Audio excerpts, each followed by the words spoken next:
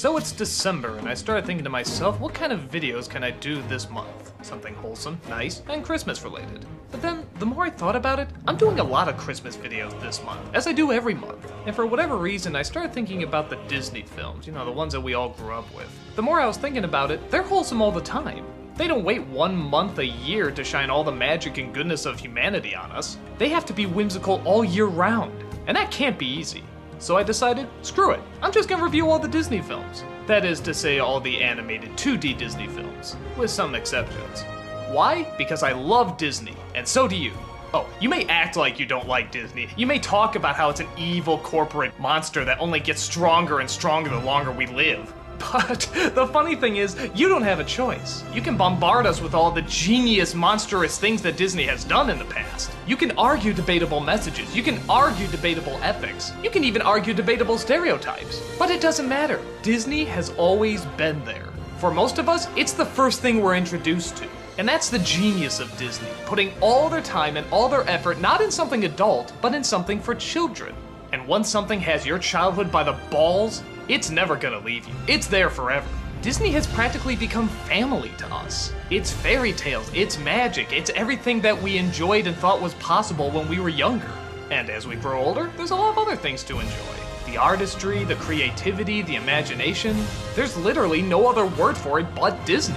It's an artistic cultural phenomenon that'll never ever leave. Now, I'm just gonna state up front that I am directly ripping off Cinemassacre's Monster Madness, where James Rolfe reviews a new monster movie every day of October. I think it's a cool idea, and I wanted to do it with something I really enjoy: the hand-drawn animated Disney films. The only downside is there's only so many days in December, and there's just a friggin' buttload of these movies. So I'm probably gonna do about 3 a day, and once or twice I may skip over one. But I'll do my best to comment on as many as possible. And keep in mind, this is just my own personal opinion. If you like or hate any of these films, there's nothing wrong with that. I'm just putting out there what I think of some of the most beloved classics of all time. So, sit back and enjoy the month of what I like to call Disneycember. Let's start off with the very first animated film ever made, Snow White and the Seven Dwarfs. We often associate the Disney formula with a princess in a big castle and some sort of far-off fairy tale. And even though not all the films are like that, in fact probably not even the majority, that's the one kids seem to like the most, and it started at the very beginning. Disney knew then that the more timeless you can make something, the longer it'll be around, so logically it makes sense to start off with a fairy tale. And as a first film goes, it's pretty damn impressive. I mean, okay, it's not entirely timeless. I mean, the designs are kind of 40s. Some of the characters aren't as developed as children's films are today. And Snow White's singing voice is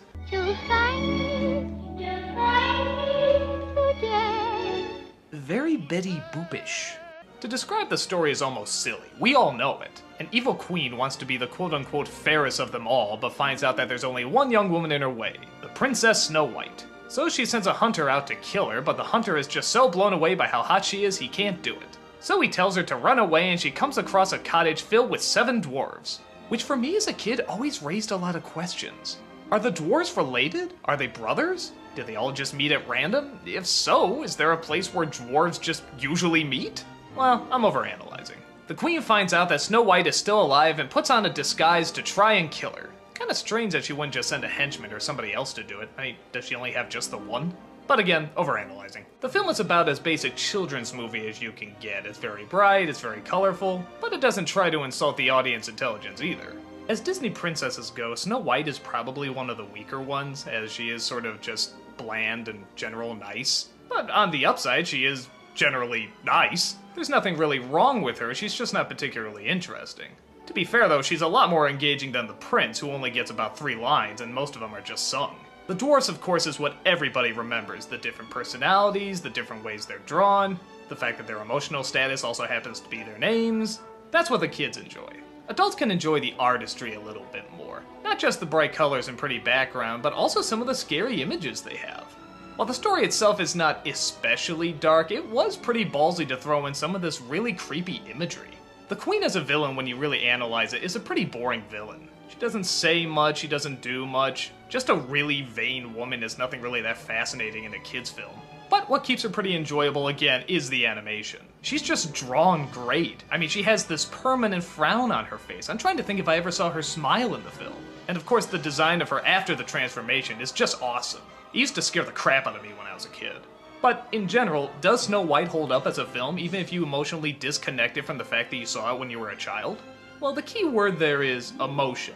Much like The Wizard of Oz or even Where the Wild Things Are, this is a film that is entirely fueled on emotion. Logic plays very little part in it. And to be honest, I find films like that very fascinating. They don't give you what you logically or ethically want to see, they give you what your emotions want to see. Like the prince comes, kisses her, and they ride off into the castle. Well, okay, how did he find her? Where did he come from? Did they ever have a conversation in the movie? Does it make sense that they would ride off together? Of course not, but that's not what your emotions want to see. They want to see the happiest of endings after the saddest and darkest of moments. Oh, yeah, don't think this scene didn't fuck me up. You can keep Bambi's mom, you can keep Simba's dad. This is the scene that rips me to shreds. Why? Because it's like a wake, literally down to the organ music. How much more depressing can you get? The dwarves aren't just crying, they are sobbing, bawling over the fact that they've lost the only woman that's ever come into their lives. So of course as a young boy, I'm sitting there thinking, I'm tough, it's just a cartoon. It ain't gonna leave an impact on me. Oh no, not Grumpy. Not Grumpy, no, he was the tough one, not Grumpy, not Grumpy. No, there's no hope for humanity. Just slit your throat right now, there's no purpose in living. But that's just how the film works. It did well to help kids emotionally connect with things that we weren't often used to connecting with. And sure, she comes back to life, they live happily ever after, but we didn't know that. Even if we did, this is still a pretty sad thing to go through. For a little kid, this was pretty heavy. So, apart from it just being groundbreaking as the first animated film, I think actually it does hold up for little kids, and I'd even argue adults. Is it complex? No. Is it engaging? No. But its emotional simplicity does manage to tap into the audience, to a point where we're not even questioning the obvious logical problems that are just staring us in the face, creating a world for us where happily ever after is okay to believe in.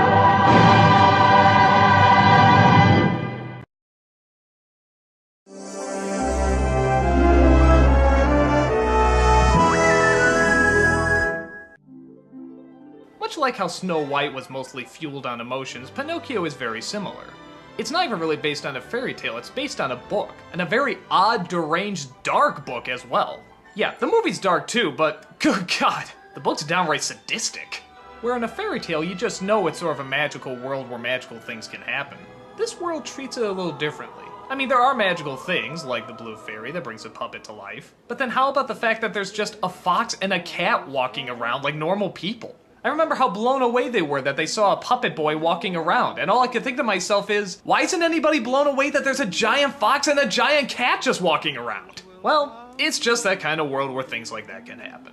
If there's anything Disney is good at, it's having us go along with things that don't make sense. And this movie does it pretty well. Geppetto makes a puppet boy, wishes one night that he were real, and the blue fairy comes and makes it happen. It's ironic because probably the film should be centered around Geppetto. He's the one that has a past. He's the one that actually has some character. Pinocchio is just sort of born with his personality. So the fact that he has to learn lessons and be given a conscience is kind of strange because the Blue Fairy just sort of made him up, didn't she? If you want him to learn lessons, why didn't you just have it where the lessons were already learned? But again, I'm totally overanalyzing this. Pinocchio comes across a bunch of strange adventures and learns a bunch of lessons along the way. And the visuals they use to have him learn these lessons sticks with us even today. The nose growing longer when you're lying, turning into a donkey when you've been bad. You don't forget strangeness like this that often. Pinocchio's a pretty likable character, and I like the fact that they do make him, for lack of a better term, a real boy. He isn't just pitch perfect, he is gullible. He does want to do bad things sometimes. It doesn't mean he's a rotten kid, it just means he's a kid. What sets him apart though is that he does learn his lesson and he does try to do better. He has a conscience named Jiminy Cricket, who, I'm just gonna say out there, I never enjoyed, even as a kid. Yeah, I know that means I have no heart and I'm going to hell or whatever you want to say, but I just don't like this guy. When you get in trouble and you don't know right from wrong, give a little whistle. I just didn't find that charming, I didn't find him that funny, his voice sort of grated on me, but he sings that one song and everybody's putty in his hands. I don't know, I was always waiting for Pinocchio to step on him. Again, the creepy imagery is sort of upped in this movie, much like it was in Snow White. Except this time, instead of everything always turning out okay, this time it wasn't always okay. A bunch of misbehaving boys are brought to an amusement park and then turned into donkeys where they're gonna be used in mining shafts. And that's it. You never see them again. The guy running the place is never defeated, the boys can't talk anymore. God knows what they're doing with the ones who can. It's pretty friggin' grim as kids' films go. The rest, however, does come back to the typical Disney formula. After a relatively exciting climax, Pinocchio gets smashed into a bunch of rocks and loses his life. Again, he can spin his head around, but some rocks kills him. I don't know. But the blue fairy comes back and sees his sacrifice and brings him back. Everybody in the audience is filled with joy, and of course Jiminy Cricket sings that song that nowadays is almost causing some controversy. Okay, not major controversy, but people have been debating whether or not this is a good message. This is the song that Disney used all the time. It's practically their biggest trademark. But some people think that it just promotes laziness, or a lying belief that everything will be okay if you just believe hard enough. Well, you could make that argument. I have yet to see a kid that totally fell for this. Or even more depressing, an adult. I think kids are smarter than we give them credit for. Kids are always going to be aware that there's bad things in the world. There's things they're going to be afraid of. And that closing their eyes and wishing isn't always going to solve their problem. I think most people connect to it because it's a symbol of hope rather than realistic planning. That sometimes unexpected good things can happen, and they can come out of nowhere. They can come when you least suspect it, so never give up the idea that all hope is gone. I don't know. That's what I got out of it, and I think that's what most people get out of it. And I think that's what most people get out of the film as well. It runs the Disney gamut that most of us enjoy. At times bright and colorful, but at other times dark and scary. Threatening and doubtful, but always with that ray of hope that sees us through. Doesn't always make a whole lot of sense, but they create a world where it doesn't need to. It's a world where anything can happen even when you least suspect it.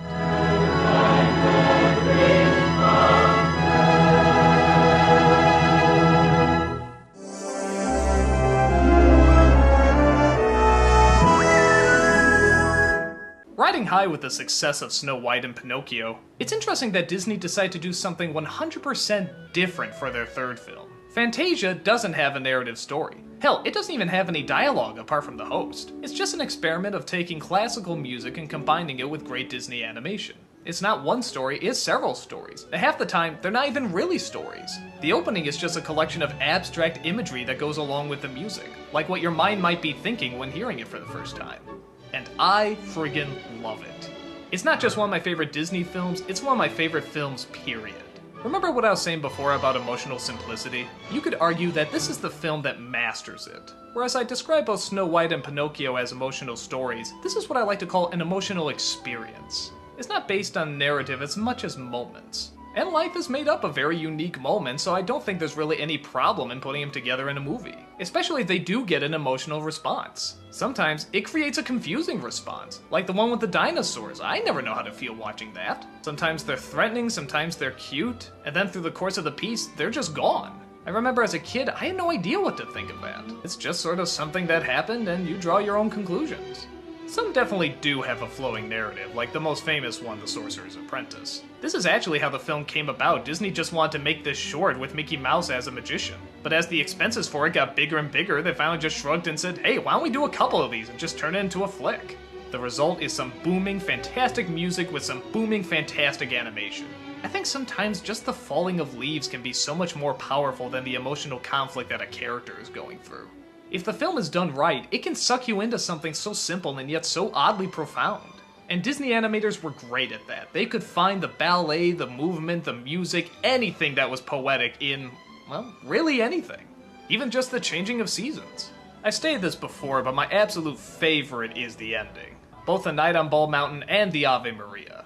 Even if you don't have a religious background, just the very basic emotional levels they have here are really high.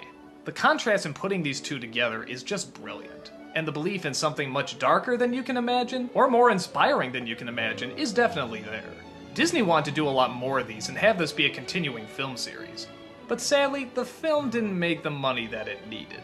Oh, it made a lot of money. It was like the second or third highest grossing film that year, but it didn't matter. The film cost a fortune to make, and financially, it just didn't make sense to make any more. They did make one sequel years later, though we'll get to that when we come around to it. For this film, though, Fantasia is a powerhouse of art. In fact, it's actually like going to an art museum, except with motion and music. As you can imagine, though, it's not as geared for kids as the other Disney flicks. There's nothing really troubling or bad about it that kids can't watch. I remember watching Bald Mountain Find when I was younger. But with the exception of maybe Sorcerer's Apprentice, there's nothing here that's immediately geared towards them. This was the animated Disney film almost strictly for adults. And while kids could watch it, it wasn't exactly their film. It was more for the grown-ups, and those who love it really love it. And it still continues to be one of my faves.